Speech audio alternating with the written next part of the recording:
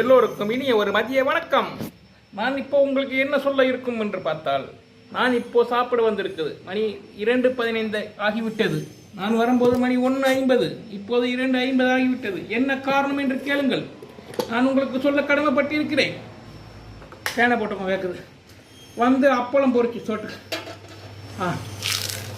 வடகம், அப்புறம் ஒரு அருமையான ஆம்லேட்டு புளிப்பாயில் இதுஞ்சோ, அப்புறம் கடைக்கு போய் தட்டைப்பயிறு கொத்தரங்காய் பொரியல் வாங்கி, ஆமாம் வர வெளில ஒரு ஊருக்கு வாங்கி, இதையெல்லாம் சாப்பிடும். நம்ம சாப்பிடுறது ஒரு வேளை சோறு, பூரா கெமிக்கல் ஒன்றும் ஏண்டோ அட கொஞ்சம் சோறு, கொஞ்சோண்டு சோறு, இப்படி தான் சோறு வைக்கும். நீங்கள் வேற என்னென்ன சாப்பிட்டுச்சு?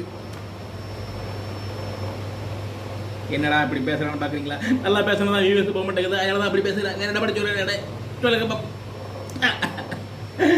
ஐயோ ஐயோ, மணி 1-2 ஆகி போச்சு.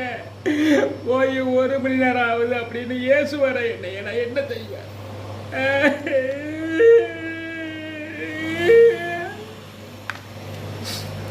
அதனால நான் வேணுக்குன்னு 1 மணி நேரம் எடுக்கல. இதெல்லாம் செய்யறதுக்கு 1 மணி நேரம் ஆயிடுது. நீங்க 1 மணி நேரம் சாப்பாடு டைம் கொடுக்குறீங்க, நான் இல்லைன்னு சொல்லலை.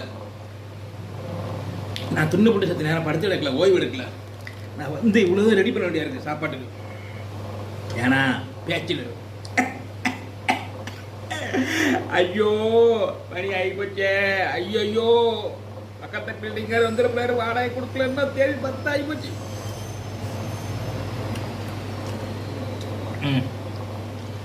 நீங்க என்ன சாப்பிட்டீங்க? கமெண்ட் பண்ணுங்க மறக்காம. பாய். ஹலோ, எங்க போறீங்க? பிச்சைக்காரன் யூடியூப் சேனல் சப்ஸ்கிரைப் பண்ணிட்டு போங்க.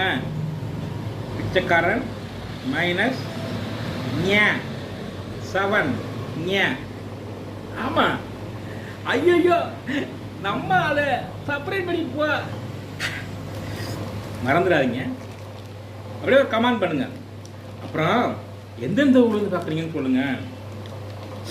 ஆமாம், நீங்கள் என்ன சாப்பிட்டீங்க இன்னைக்கு, உங்களோட அனுபவம் எப்படி இருந்தது அப்படிங்கிறத மறக்காமல் கமெண்ட் பண்ணுங்க.